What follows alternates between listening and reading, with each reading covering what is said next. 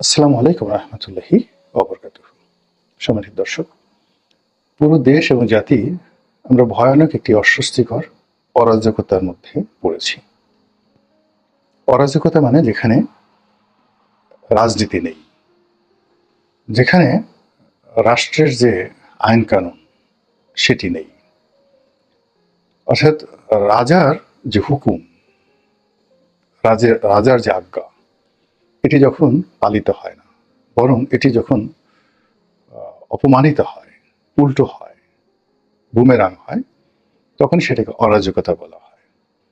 তো আমাদের দেশের এখন সংবিধান সর্বোচ্চ আইনের একটা, যাকে বলা হয়, আধার। আমরা সংবিধান নিয়ে কি বলছি?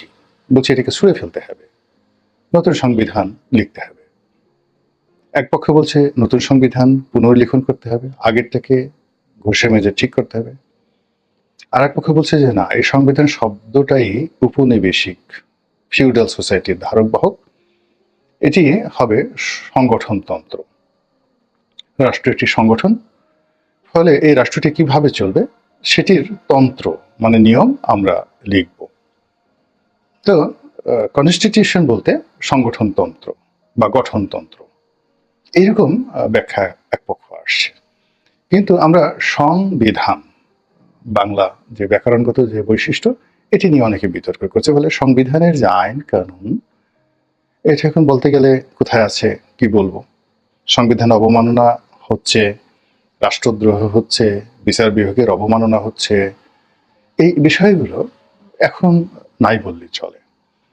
যেখানে হাইকোর্টের মহামান্য বিচারপতিরা বিব্রত, অনেক বিচারপতি রাস্তায় বেরোতে পারছেন না, অনেক বিচারপতি পালিয়ে বেড়াচ্ছেন। যেখানে পুলিশের বহু কর্তা কর্মক্ষেত্রে যোগদান না করে পালিয়ে আছেন, পুলিশের কর্তাদের বিরুদ্ধে মামলা হয়েছে। এবং এই মুহূর্তে দুইজন পুলিশের সর্বোচ্চ কর্তা আইজিপি, তারা জেলখানাতে আছেন, হাতকড়া পরানো অবস্থায় তাদেরকে উঠানো হয়েছে। এবং বেনজির সাহেব, আসাদ সাহেব সহ শতাধিক, যাকে বলা হয় সুপারস্টার, পুলিশের সুপারস্টার, যাদের প্রচন্ড প্রতাপে গত 15টা বছর এই রাজপথ, এই জনপথ রীতিমতো কেঁপেছে, তারা সবাই ভেগে গেছে, কেউ নেই। ফলে কি হচ্ছে, 2.25 লক্ষ সদস্য সম্বলিত যে পুলিশ বাহিনী, এখানে অরাজকতা বিরাজ করছে, সমন্বয়হীনতা বিরাজ করছে, এবং কোনো অবস্থাতেই তাদেরকে দাঁড় করানো যাচ্ছে না। গত 3 মাসের মধ্যে পুলিশের আইজি পরিবর্তন হলো, মেট্রোপলিটন পুলিশ কমিশনার পরিবর্তন হলো, অনেক ডিসি, অনেক এসপি, মহানগর পুলিশের ডিসি পরিবর্তন করা হয়েছে, এবং এটি আবার পরিবর্তন করার জন্য চেষ্টা করা হচ্ছে, কিন্তু কোনো অবস্থাতেই সুফল পাওয়া যাচ্ছে না। মেট্রোপলিটন পুলিশের একেবারে সদ্য যিনি নিয়োগ লাভ করলেন, যিনি রিটায়ারমেন্টে ছিলেন, তো তাকে নিয়োগ দেওয়া হলো। দেখলাম যে তিনি কথা বলার চেষ্টা করছেন, সর্বোচ্চ শক্তি দিয়ে তিনি বলার চেষ্টা করছেন, মনোবল ফেরানোর চেষ্টা করছেন, কিন্তু কাজ হচ্ছে না। নতুন যে আইজি সাহেব এসেছেন, mister Bahar, one of the finest and brilliant officer ever made in Bangladesh police, অর্থাৎ বাংলাদেশ পুলিশের যে ইতিহাস, বাংলাদেশের স্বাধীন বাংলাদেশে যে কয়জন ভালো অফিসার, লেখাপড়া জানা, সম্ভ্রান্ত, তারপর সৎ, দক্ষ, অভিজ্ঞ, এবং দেশ এবং বিদেশে পুলিশ সংক্রান্ত যে সকল আইন কানুন, সেই ব্যাপারে তার যে একেবারে বাস্তব অভিজ্ঞতা, এটি এই জমানাতে নজিরবিহীন, মানে দ্বিতীয় বাহার নেই, সেই মানুষটিকে এই সময়টিতে এনে বানানো হয়েছে পুলিশের মহাপরিদর্শক। আবার ডক্টর মোহাম্মদ ইউনূসের সঙ্গে যাকে দেয়া হয়েছে বা যাকে নেওয়া হয়েছে, খোদা box Chowdhury is one of the brilliant police officer, সাবেক আইজিপি, এবং লেখাপড়া জানা মানুষ, ভদ্র মানুষ। আমি তার সম্পর্কে, তার গুণাবলী নিয়ে বহুবার প্রশংসা করেছি। তো তিনি এখন প্রধান উপদেষ্টা, মানে ডক্টর মোহাম্মদ ইউনূসের পুলিশ উপদেষ্টা। কিন্তু তারপরেও অরাজকতা থামেনি, মানে এই নিয়োগের পরে, অর্থাৎ নতুন উপদেষ্টাদের নিয়োগ করা হলো, মেট্রোপলিটন পুলিশ কমিশনার নিয়োগ করা হলো, আইজিপি নিয়োগ করা হলো, কিন্তু কোনো অবস্থাতেই সমস্যার সমাধান না হয়ে বরং বেড়ে গেল। কি বেড়ে গেল? ব্যাটারি চালিত রিক্সাওয়ালা বনাম পায়ে চালিত রিক্সাওয়ালা, তাদের বিরোধ। তারপর সোহরাওয়ার্দী কলেজ তারপরে Titumir college, Dhaka college, city college, ডেমরার একটা যে কলেজ, মোল্লা, কি মোল্লা কলেজ যেন, তার সঙ্গে সঙ্গে আরো 30টি কলেজ, এদের যে মারামারি কাটাকাটি এবং পারস্পরিক ক্ষোভ বিক্ষোভ, এমনটি বিশ্বাস করেন আমি আমার জন্মের পরে দেখা তো দূরের কথা, কল্পনাও করিনি। যেটি হচ্ছে এটিকে লুটতরাজ বলা যাবে না, এটাকে ডাকাতি বলা যাবে না, এটা যেন কি, একটি শিক্ষা প্রতিষ্ঠানের ছাত্ররা অন্য একটি শিক্ষা প্রতিষ্ঠান আক্রমণ করছে এবং সেই শিক্ষা প্রতিষ্ঠানের সমস্ত জানালা দরজা ভাঙচুর করছে, তারপরে ফার্নিচারগুলো নিয়ে আসছে, ল্যাপটপ কম্পিউটার থেকে শুরু করে সবকিছু তছনছ করছে। সোহরাওয়ার্দী কলেজের কর্তৃপক্ষ তারা বলেছে 15 থেকে 20 কোটি টাকা তাদের লোকসান হয়েছে। আর ডেমরার যে কলেজটি সোহরাওয়ার্দী কলেজের আর কবি নজরুল কলেজের ছেলেরা আক্রমণ করেছে, তাদের ফলে তাদের 50 থেকে 60 কোটি টাকার ক্ষয়ক্ষতি হয়েছে। এবং ইতিমধ্যে আজকে আমি যখন ভিডিওটি করছি সোমবার দিন 25শে নভেম্বর তারিখে, এখানকার খবর হলো যে এইখানে প্রায় 7 জনের অধিক, 7 জন আর 3 জন, 10 জনের মতো ছাত্র নিহত হয়েছেন বলে সামাজিক মাধ্যমে এসেছে। কালকে পত্রিকায় আসলে বোঝা যাবে। দুঃখজনক, দুঃখজনক, দুঃখজনক। এবং কলেজের যারা প্রধান, তারা যেভাবে আর্তচিৎকার করে কাঁদছেন, প্রিন্সিপাল যারা আছেন তারা যেভাবে কাঁদছেন, এই কান্না আমি কখনো দেখিনি, কখনো শুনিনি। এরপর বাংলাদেশের দুটো বৃহৎ পত্রিকা, প্রথম আলো এবং ডেইলি স্টার, এই দুটো পত্রিকার বিরুদ্ধে যে ক্ষোভ হচ্ছে, বিক্ষোভ হচ্ছে, সহিংসতা হচ্ছে, স্যাটায়ার হচ্ছে এবং যে সকল কর্ম এবং কাণ্ড এগুলো পরিচালিত হচ্ছে, এই যেন যুদ্ধের দামামা। আবার এই যুদ্ধের দামামা যখন শুরু হয়ে গেল এই গত 3 দিন ধরে, অর্থাৎ শনি রবি সোম, এই 3 দিন, আজকে দিন পর্যন্ত চলছে। আগামীকাল কি হবে আল্লাহ রাব্বুল আলামিন জানে। এর মধ্যে আবার দুটো কলেজ ভীষণ রকম তারা মারামারি করেছে। একটি কলেজ হলো সেই পলিটেকনিক কলেজ তেজগাঁর, আরেকটা হলো তেজগাঁর যে টেক্সটাইল ইঞ্জিনিয়ারিং বিশ্ববিদ্যালয় যেটা রয়েছে সেটা, দুটি খুব ঐতিহ্যবাহী প্রতিষ্ঠান।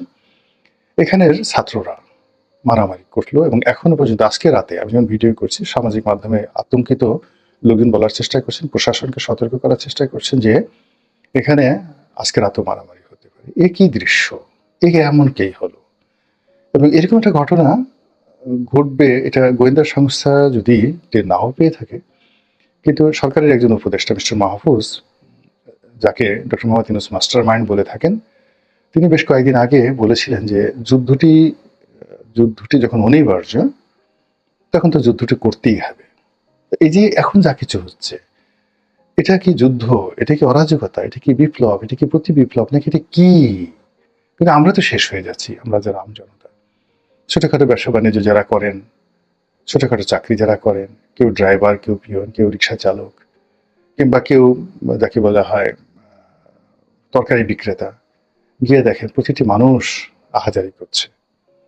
আমি আজকে বাজারে গেলাম মাছ কেনার জন্য, তো যে মাছ তারা কিনে নিয়ে এসছে 550 টাকা করে কেজি, বিক্রি করবে 650 করে।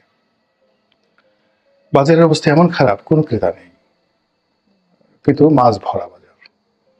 তখন এই যে 400 টাকা, 450 টাকা, 350 টাকা এই দামে এই মাছগুলো বিক্রি করছে।